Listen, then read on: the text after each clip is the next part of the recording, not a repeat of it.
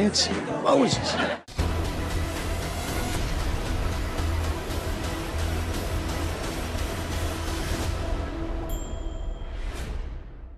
Basically the plot of the movie in about 10 seconds. Is the metaphor seamless? Maybe not, but damn it, that's the kind of mood I'm in. If there was one thing Thunderbolts had going for it prior to its release, it's that it was coming on the heels of Captain America: Brave New World, and it wouldn't need to work that hard to at least be better than that film, right? I mean, it's not like Marvel's been setting the bar terribly high with their movies lately, and if nothing else, the studio has seemed pretty confident in this one. They've been promoting the hell out of it, dropping one trailer after another. Marvel definitely felt good about Thunderbolts. They did, it was obvious. But with the way they've been hyping this thing, especially in the last few weeks, you'd think it was the second coming of Avengers Endgame or something. Spoiler, it's not. But that's kind of where we are now. Marvel's been putting out such an inconsistent and subpar product since Endgame that the bar isn't where it used to be, and now something that's just decent is treated like something great. And that's about what my feeling is with Thunderbolts. It's better than some of Marvel's other recent stuff. It's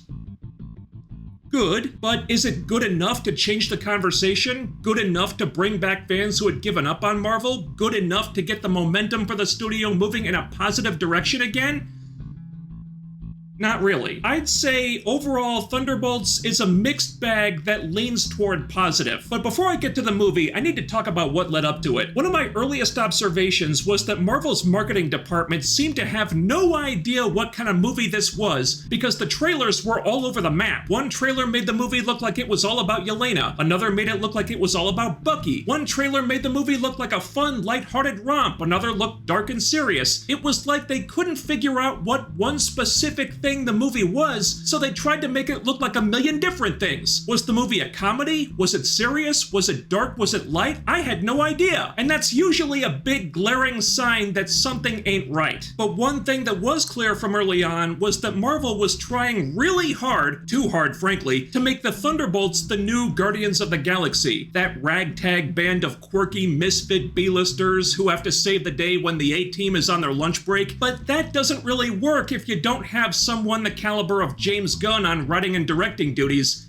And they didn't. Now, as we got closer to the release date, they seemed to get their marketing strategy squared away, and the more recent trailers were a lot better. They got a consistent tone nailed down finally, they found some interesting hooks for it. There's a featurette going around that got my attention about Florence Pugh jumping off the second tallest building in the world for a stunt, and that's the kind of, that's just f***ing cool stuff that makes me want to see a movie. Regardless of how you feel about Marvel these days, you have to respect actors who put in that kind of effort. I even remarked before it came out that I was beginning to feel optimistic about this film. Granted, I'm pretty sure I was in the minority on that, so things were heading in the right direction. I'll give it this much. I like Thunderbolts more than I dislike it. Story-wise, it did some things that I appreciated. I enjoyed the cast for the most part. The action, while not top tier, I thought was better than the action in Brave New World. But much like the two characters at the center of this thing, the movie's got issues. First of all, there were some pretty obvious rewrites going on. Now, despite those rewrites, it did come together a lot better than Brave New World did, but they were definitely tinkering with it a lot. And when that happens, stuff inevitably starts falling through the cracks. For example, when you see the film, if you see it, ask yourself this question: when exactly does it take place? For that matter, what year is it even supposed to be in the MCU right now? I have no idea. Bucky was running for Congress in Brave New World, despite the fact that he killed JFK, which you'd think would be disqualifying, and here, just a few weeks later, he's already been elected and served half his first term. What's more, at the end of Brave New World, Sam was tasked with putting together a new Avengers team, and then at the end of this movie, there's a 14-month time jump, and it's only now that Sam's hypothetical new team is even being talked about. So what happened? Where in the timeline are we? Was Sam just sitting on his ass for 2 years before he got to work? Does this film exist in a f***ing time warp? What the hell is going on? And it only gets more confusing when you think about how many presidents we've gone through since the MCU started. Here's another one. At the end of the movie, is Bucky still a congressman or not? I couldn't tell. We see him being bored with the job in a few scenes, then he goes back to his action hero routine, and the politician stuff is just not a thing anymore. So is he a Thunderbolt? Is he a congressman? Is he both? No one seems to know. And there's other stuff like that I could mention too. I'm just pointing out how the film really isn't as cohesive as it should be, and how a lot of those smaller details were either forgotten about or left on the cutting room floor. And this is the kind of stuff that happens when you have competing visions for what you want the film to be. In hindsight, the wildly different early trailers make sense now because Marvel clearly didn't know what kind of movie this was, at least at first. What we have with Thunderbolts is two separate movies. It has the bones of a story that is on the darker side and trying to take itself seriously, but for big chunks of the film, it's fighting an uphill battle against this baffling mandate Marvel seems to have, which apparently only Daredevil Born Again is immune to make every single goddamn thing they produce a f***ing comedy. Sorry to break the bad news, Marvel, but the Thunderbolts are not going to be the new Guardians of the Galaxy. They're not. They're different characters, it's a different story, and whoever wrote this thing can't make that serious versus comedic balance work like James Gunn can. So stop trying to make it happen. Now, they do seem to be easing off the comedy stuff a little bit lately. Towards the end of the movie, things do get serious, and they stay that way, and the movie is better for it, but there are times when they just can't help themselves. I mean, when the characters are cracking jokes and doing silly banter, when there's literally a timer in the background counting down the last few seconds until the trap they walked into is sprung and they all get burned alive, that doesn't work. Hello? That's not funny! It's really forced, it's not funny, hell, nothing in this movie got a single laugh out of my theater, it's just awkward and stupid, and it's frustrating to watch them doing this again because that kind of stuff just doesn't belong in the story they're trying to tell. A story that's attempting to tackle serious themes and which, on top of the superhero stuff, wants to say something meaningful about grief and depression and mental health. Those things and Marvel's increasingly god-awful trademark humor really don't go together. Maybe someone realized this and that's why the humor is toned down, but it's still in there, and it doesn't help. Now, when the movie switches gears and allows itself to be serious, everything comes off a lot better. There are moments that are played dramatically, especially with Yelena and Bob, that work really well. For example, Yelena's story is played seriously for the most part, and it's easily the best thing in the film. Lucky for them because she's the main character. To the point that this isn't even really a Thunderbolts movie, it's Black Widow 2 starring Yelena, featuring Sentry, with special appearances by the Thunderbolts. And I'm not even complaining about that, by the way. I like Yelena more than most fans. Florence Pugh is great as this character, and she does a great job carrying this movie. But it does focus on her a lot, leaving some of the others with not that much to do. Yelena's story, and by extension Bob's, which connects to hers, is good. It's got heart and some genuine emotional stuff in there, and I liked it. But Red Guardian is mainly comic relief, though he does get a few serious scenes, again when they connect to Yelena, and those are his best scenes easily. Bucky gets pieces of a character arc, but not a full one, reference the congressman thing. Walker appears to have had an arc at one point, but it was cut out, and Ghost has no arc at all. That's not a great way to treat your characters. Either you're doing an ensemble movie or you're not. Pick one. It's fine if you want Yelena to be the lead, but Quill was the lead in Guardians of the Galaxy, and everyone else still got attention. Even the talking tree got character development. I just want this team to get the same treatment. Now, what they do a better job with is the villain. One of them anyway. And I didn't expect that because when Sentry / the Void shows up, it's a what the f is that character doing in this movie type of situation. Just like with Red Hulk in Brave New World. The difference is they're a lot smarter about it here. Even very early on when we first heard about Sentry, I was thinking, that makes no sense. What the hell are the Thunderbolts gonna do against a titanic powerhouse like the Sentry? You'd have to nerf the crap out of him just for Bucky and co to get out alive. Like with Sam Wilson and Red Hulk, it's just a stupid matchup. But what saves it this time is that that's the whole point. They try fighting Sentry and it's no contest. They get demolished in seconds. Sentry is an unstoppable physical threat, but the Void is different. The Void is an existential threat, and despite being more dangerous, that's that's something they can fight, and that's where it gets more interesting. See, Brave New World had no solution to the bad matchup, so they just threw up their hands and had Sam lecture Red Hulk into submission. You've got to do better, Senator. But here, the only way for the Thunderbolts to win is by figuring out how the Void's mind, Bob's mind, works. They have to defeat him by understanding him, and thus understanding themselves better. And I say them, but it's really Elena. She's the one who does all that, but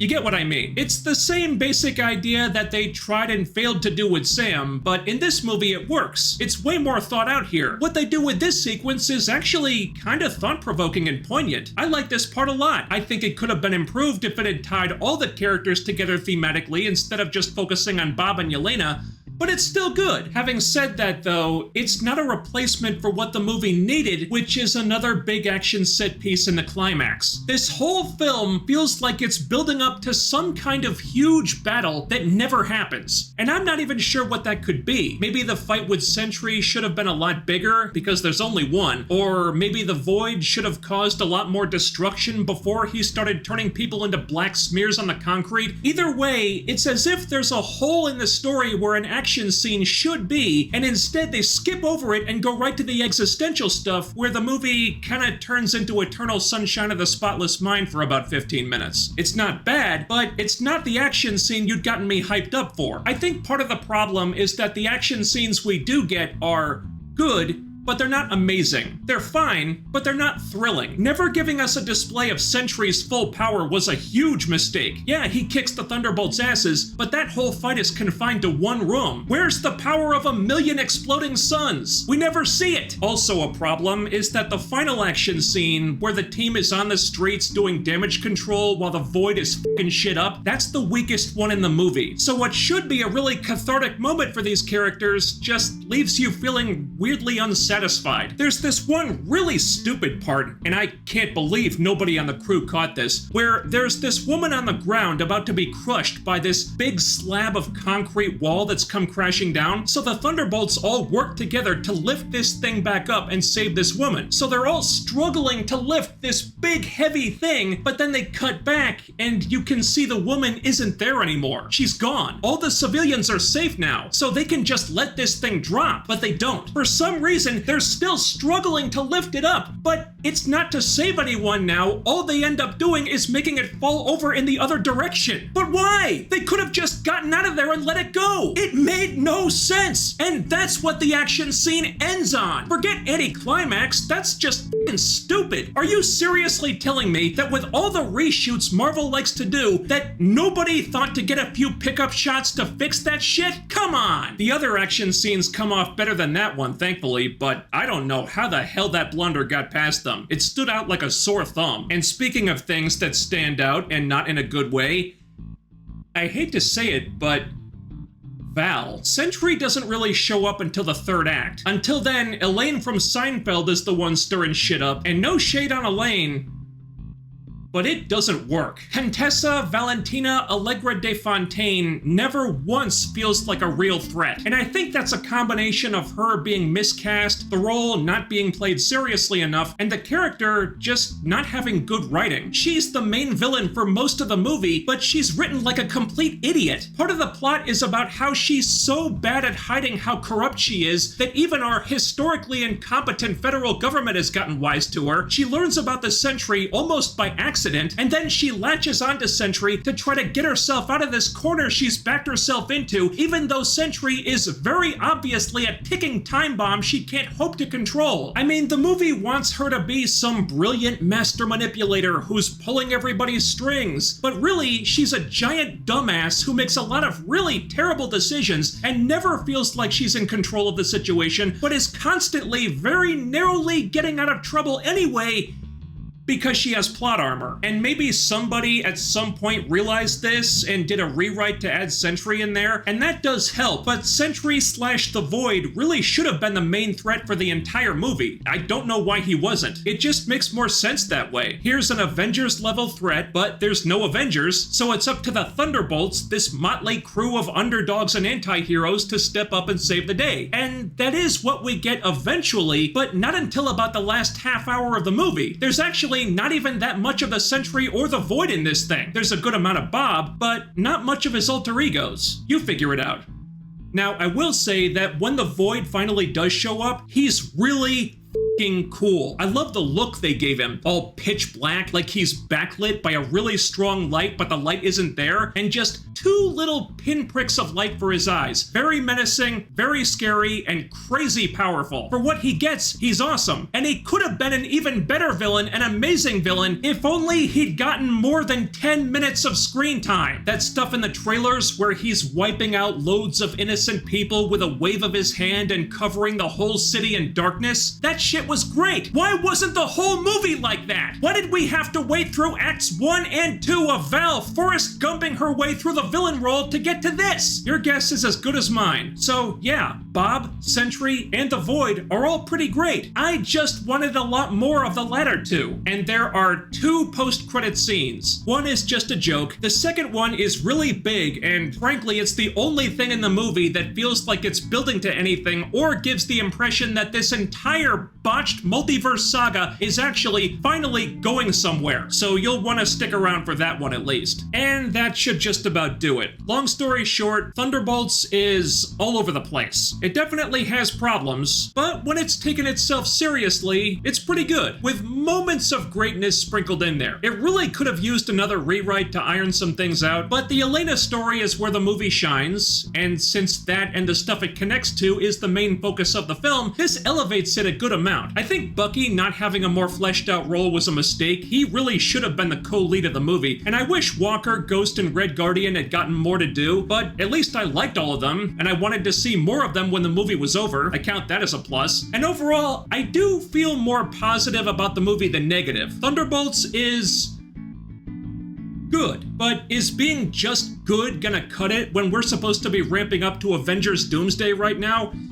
No, it isn't. The whole multiverse saga narrative should be reaching its climax about now, and we don't even know where the hell it's going yet. I don't feel excited for Doomsday at all, and they don't have many more chances to get me excited for it. That's what Thunderbolts really needed to do, and it just didn't happen. So while I may have liked Thunderbolts for the most part, at this point, that's just not good enough. Thanks so much for watching. While you're here, ding that bell icon and follow all of my social media so you can always be notified when I upload new stuff. The links are down there. And this channel is a one-man operation. I do all this stuff myself, so help me out by hitting that thumbs up, leaving a comment, sharing the video, subscribing if you haven't already, and making sure you're still subscribed, because what really deserves to be reduced to a black smear of nothingness by the Void is the YouTube algorithm.